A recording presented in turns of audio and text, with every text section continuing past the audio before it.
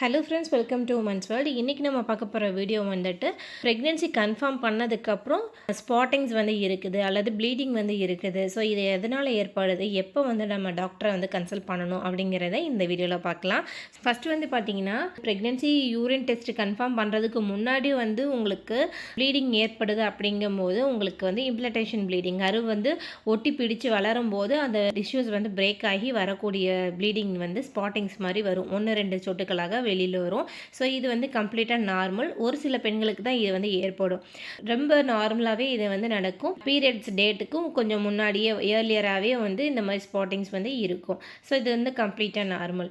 இதுவே வந்துட்டு pregnancy confirm பண்ணதுக்கப்புறம் 1 or 2 டேஸில் வந்து ஸ்பாட்டிங்ஸ் மாதிரி ஏற்படுது அப்படின்னா வந்துட்டு உங்களுக்கு இம்ப்ளன்டேஷன் ப்ளீடிங்கோடைய எஃபெக்டாக கூட இருக்கலாம். ஸோ லேட்டாக வந்து கரு வந்து பதிஞ்சிருந்ததுனால உங்களுக்கு வந்து ஏற்பட்டிருக்கலாம். ஸோ இதுவும் கம்ப்ளீட்டாக நார்மல். இது வந்து எப்போ வந்து நம்ம அவசர நிலையை கன்ஃபார்ம் பண்ணணும் அப்படின்னா, உங்களுக்கு வந்து கண்டினியூஸ் ப்ளீடிங் உங்களுடைய பீரியட்ஸ் டேட்டை தாண்டி நீங்கள் ப்ரெக்னென்சி லைன் வந்து டபுள் லைன் காமிச்சதுக்கு அப்புறமே ஃபஸ்ட்டு வந்து எப்படி இருக்கும்னா, உங்களுக்கு அடி வயிற்று வலி வந்து பயங்கரமாக இருக்கும். வயிற்று வலி வந்து உடனே வந்து உங்களுக்கு ஸ்பாட்டிங்ஸ் மாதிரி ஏற்படும். அதுவும் கண்டினியூஸாக ஸ்பாட்டிங்ஸ் வந்து இருக்கும். 2-3 டேஸ்க்கு மேலேயே வந்துட்டு உங்களுக்கு ஸ்பாட்டிங்ஸ் வந்து இருந்துகிட்டே இருக்கும். ஸோ இதை வந்து அலட்சியப்படுத்தக்கூடாது. ஸோ இது எதனால் அப்படிங்கிறத பார்க்கலாம்.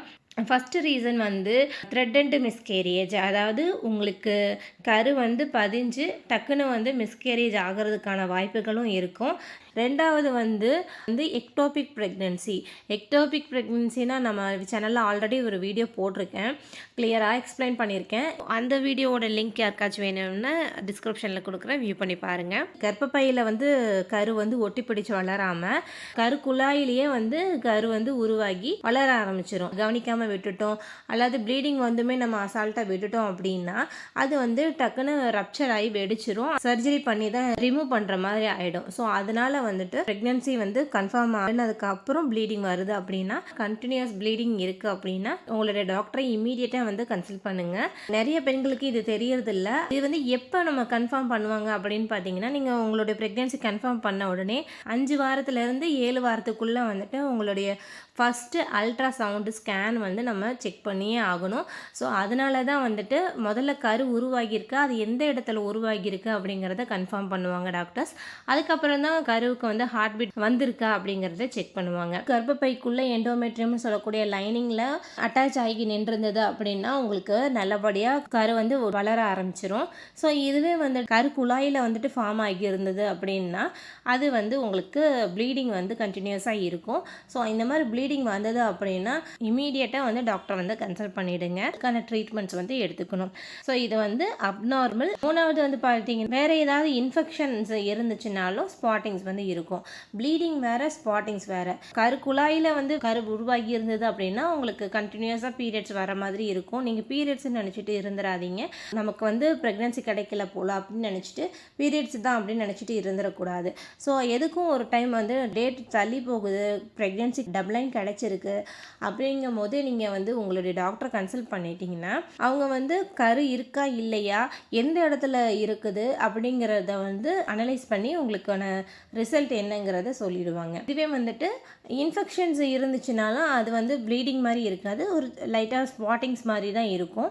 கிருமி தொற்று மாதிரி இருந்தது அப்படின்னா உங்களுக்கு அந்த ஸ்பாட்டிங்ஸ் வந்து இருக்கும். ப்ரெக்னென்சி கன்ஃபார்ம் ஆனதுக்கப்புறம் இந்த மாதிரி இன்ஃபெக்ஷன் வந்துச்சு அப்படின்னாலுமே வேறு ஏதாவது பாதிப்புகளை வந்து ஏற்படுத்தும். அதனால இன்ஃபெக்ஷன் வராமல் விடாமல் தடுக்கிறதுக்கான சோப்பு, ஆயில்மெண்ட்டை இந்த மாதிரி ஏதாவது கொடுப்பாங்க.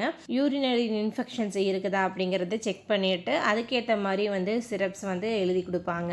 இது வந்து இன்ஃபெக்ஷன்னால தான் வருது அப்படிங்கிறதுக்கான ஒரு டிப்ஸ் என்னென்னா, நமக்கு ஒயிட் டிஸ்சார்ஜஸ் வந்து மஞ்சள் கலரில் அல்லது க்ரீன் கலரில் வந்து ஈஸ்ட் இன்ஃபெக்ஷன் மாதிரி இருக்கும். அதாவது ரொம்ப ரொம்ப கெட்டியாக திரியாக வரும், ஸ்மெல் அடிக்கும். ப்ரெக்னன்சிக்கு டெஸ்ட் பண்ணதுக்கு அப்புறம் இந்த மாதிரி ஸ்மெல் டிஸ்சார்ஜஸ் இருந்துச்சுன்னா கருவை வந்து பாதிக்கிறதுக்கான வாய்ப்புகள் இருக்குது. ஸோ அதனால் அதுக்கான ட்ரீட்மெண்ட் வந்து நம்ம எடுக்கணும். மோஸ்ட்டாக இதுதான் நம்மளோட ரொம்ப கிரிட்டிக்கலான ஒரு ஸ்டேஜுக்கு கொண்டு போகக்கூடிய ப்ளீடிங்காக இருக்கும். ப்ரெக்னன்சி கன்ஃபார்ம் ஆனதுக்கு பண்ணதுக்கப்புறம். ஸோ அடுத்து வந்து பார்த்தீங்கன்னா, ஸ்கேன்லாம் நார்மலா இருக்கு அப்படிங்கும்போது கன்ஃபார்ம் பண்ணிட்டு அதாவது 3 மந்த்ஸ்க்குள்ள உங்களுக்கு ப்ளீடிங் வந்து ஏற்படக்கூடாது.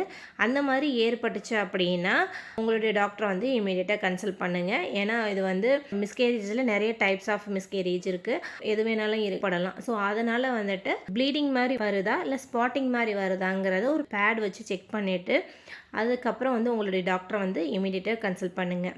ஸோ இந்த வீடியோ உங்களுக்கு யூஸ்ஃபுல்லாக இருந்துச்சுன்னா லைக் பண்ணுங்கள், சப்ஸ்கிரைப் பண்ணுங்கள். தேங்க்ஸ் ஃபார் வாட்சிங்.